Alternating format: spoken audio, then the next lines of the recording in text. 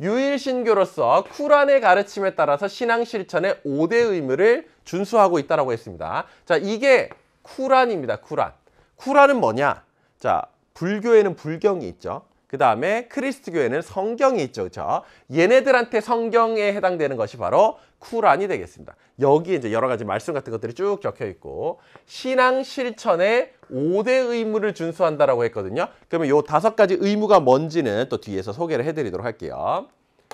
자, 요거는 그냥 저렇게 한 줄만 나와 있어서는 될 내용이 아닙니다. 왜냐하면 워낙 이 종교를 믿는 사람들의 삶을 지배하고 있고 너무나 중요하게 지켜야 되는 이러한 계율이기 때문에 이걸 이해하는 것이 바로 이슬람교를 이해하는 거거든요. 자, 이슬람교 5가지 꼭 해야 되는 것 중에 뭐가 있냐면요. 신앙 고백이라는 것이 있습니다.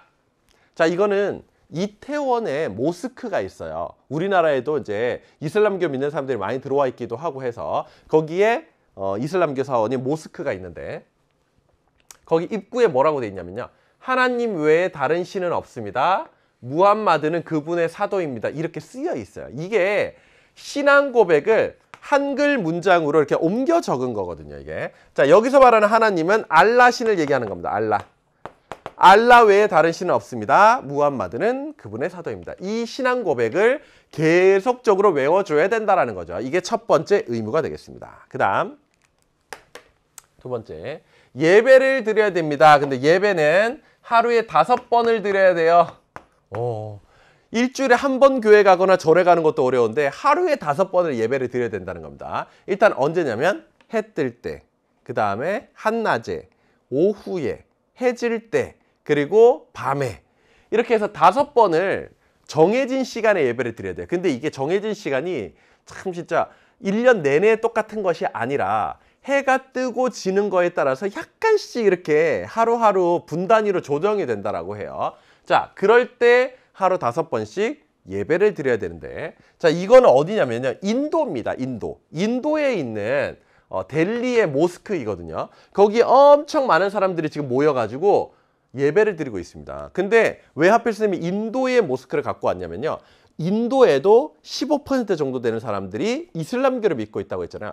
이 사람들 이래저래 합하면 2억 명 가까워진다라고 했잖아요. 그렇죠? 그 정도로 많은 인도 사람들이 이슬람교를 믿고 있다. 이걸 여러분들에게 좀 강조를 하고자 갖고 왔는데, 자, 이 건물은요. 방향이 반드시 어느 방향이어야 되냐면 메카 방향이어야 됩니다.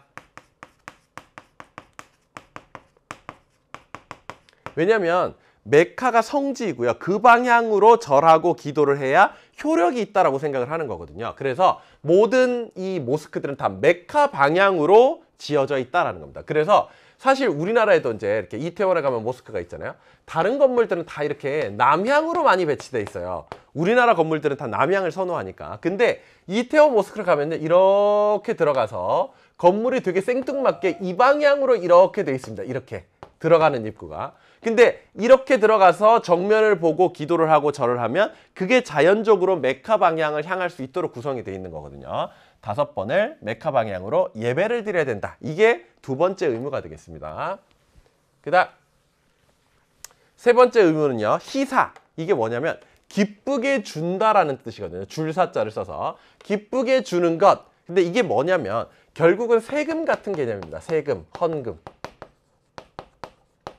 자, 교회 다니시는 학생들은 교회 헌금 이런 거 내잖아요. 그렇죠? 자, 이게 내가 벌어들인 거에 대해서 일정 퍼센트를 알라 신께 기쁘게 바치는 거야. 근데 실제로 알라 신에게 바치기 어려우니까 이거를 국가에다가 세금처럼 내는 거거든요, 이게. 자, 그거를 희사, 자카트라고 하고 요거를 꼭 지켜줘야 된다라는 겁니다. 그다음 자, 단식을 해야 돼요. 자, 단식을 얼마 기간 동안에 하느냐? 약 1달 정도입니다. 라마단 기간이라고 있어요.